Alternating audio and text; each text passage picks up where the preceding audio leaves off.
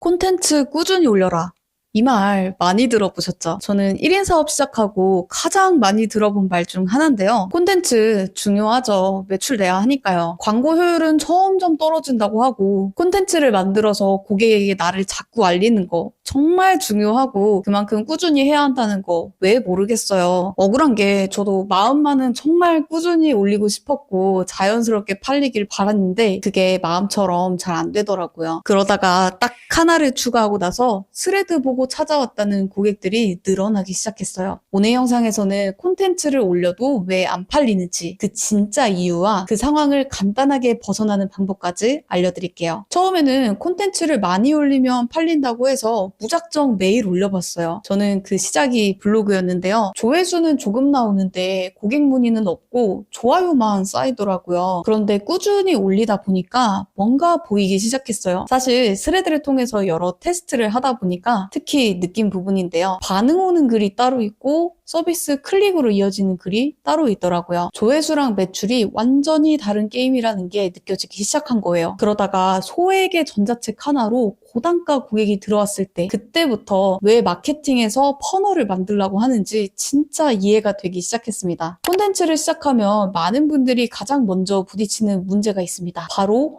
올려도 안 팔린다는 거죠. 실제로 처음 시작하면 팔로워가 늘어도 구매로 안 이어지는 경우가 있고 열심히 만든 콘텐츠가 반응만 있고 돈은 따라오지 않아서 지쳐버리는 분들도 많습니다. 특히 본업 열심히 하다 보면 마케팅을 따로 배우기는커녕 관련 책을 읽어볼 시간도 없고 그저 콘텐츠 만들 시간밖에 없어서 일단 올리고 보는 분들이 많죠. 근데 그런 분들은 왜 안 팔리는지조차 모르는 경우가 많아서 더 답답하게 느껴질 수 있겠더라고요. 하루 종일 콘텐츠를 만드는 1인 사업자들은 더 좋은 콘텐츠를 만들면 팔리겠지? 하고 생각하는 경우가 많습니다. 그게 왜 문제냐면요. 그 상태로 오래 지내다 보면 콘텐츠 퀄리티는 올라가는데 매출은 그대로인 상황이 계속된단 말이죠. 그럴 때 바꿔야 하는 건 콘텐츠부터 구매 전환까지 이어지는 구조예요. 이걸 바꾸면 올렸던 콘텐츠들이 갑자기 다 연결되는 느낌을 받을 수가 있어요. 저도 5,000원짜리 전자책이 딱 그랬는데요. 노출 잘 되는 콘텐츠에 대한 미련을 줄이고 퍼널 구조를 하나 만들었더니 오히려 유료 상담 문의가 더 많이 들어오게 됐어요. 그리고 생각보다 중요한 게 타겟 고객입니다. 콘텐츠를 보는 사람이 많아져도 내가 팔려는 대상이 아니면 내 콘텐츠를 봤다 한들 의미가 없거든요. 근데 이렇게 생각하실 수 있죠. 그랬다가 아무도 안 보는 계정이 되면 어떡해요? 저도 처음엔 타깃을 좁히는 건 좀 아닌가 싶었어요. 안 그래도 막 몇십만, 몇백만 조회수를 찍어본 적도 없는데 여기서 더 좁혔다가 아무도 안 보면 어떡하나 싶었거든요. 근데 좁히고 나서야 반응이 진해지기 시작했습니다. 결제 건수의 변화가 그걸 보여주더라고요. 특히 팔로워가 있는데 아직 한 명도 구매 전환이 안 된 분들은 타겟부터 정하고 시작하는 게 정말 중요해요. 좋은 콘텐츠가 만들어지기 이전에 먼저 이 콘텐츠를 보는 사람들이 살 의향이 있는 사람인가 이게 먼저 정해져야 되거든요. 그런데 여기서 대부분 포기합니다. 콘텐츠 올려도 반응 없고 링크 걸어도 클릭 없는 것 같고 나는 콘텐츠로 돈 벌 팔자가 아닌가 보다 이렇게 생각해버리는 거죠. 그러다가 악을 쓰고 하루에 스레드 막 5개씩도 올려보고 하다 고객 전환 안 나오면 지쳐서 아무것도 안 하는 선택을 하게 됩니다. 그게 최악이죠. 콘텐츠를 쓰기 전에 고객이 결제까지 하는데 걸리는 부분은 없는지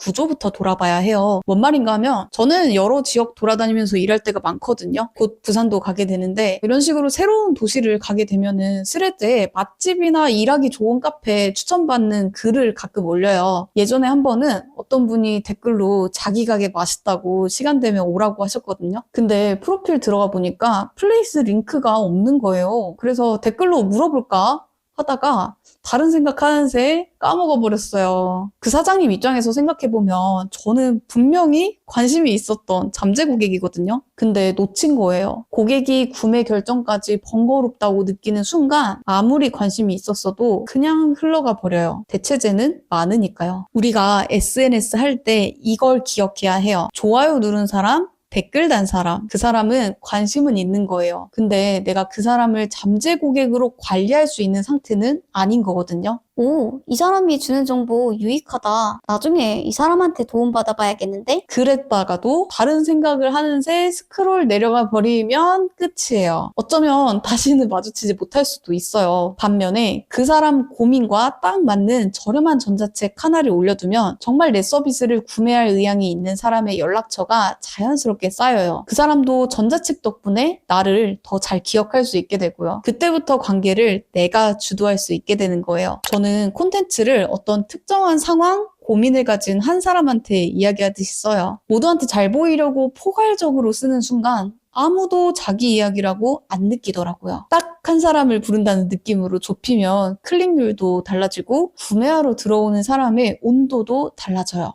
그리고 중요한 건 처음부터 이걸 다 완성하려고 하지 않는다는 겁니다. 고객이 나를 인지하고 구매하기까지 퍼널을 하나 세팅해준다고 하면 전자책, 그 다음 상품 구매 페이지, 프로필, 그 밖에 세팅 등등 다 갖춰야 시작할 수 있다 이렇게 생각하는 분들이 많았는데요. 그럴 바에는 전자책 링크 하나를 제대로 거는 게 훨씬 좋아요. 저도 이거 다 알면서도 처음부터 완벽하게 시작할 수는 없었어요. 고객 받으면서 본업하면서 이거 만든 거거든요. 콘텐츠로 구매 전환 만들기, 퍼널 이렇게 하니까 뭔가 거창해는 보이지만 엄청 화려한 기술은 아닙니다. 타겟, 구조, 링크 이 순서만 맞물리면 어느 순간 팔리기 시작해요. 그러니까 처음부터 너무 완벽하게 하려고 하지 마세요. 방향을 맞추고 꾸준히 하는 게 중요합니다. 전자책이라고 하니까 왠지 고퀄리티여야 할 것 같고 잘못 완성하면 뭐 큰일 나는 줄 아시는데요. 제 전자책도 솔직히 완성형은 아닌 것 같아요. 제가 보기엔 부족하고 아쉬운 점 있습니다. 그런데 책 읽어본 분들은 도움됐다, 생각지도 못한 인사이트 좋았다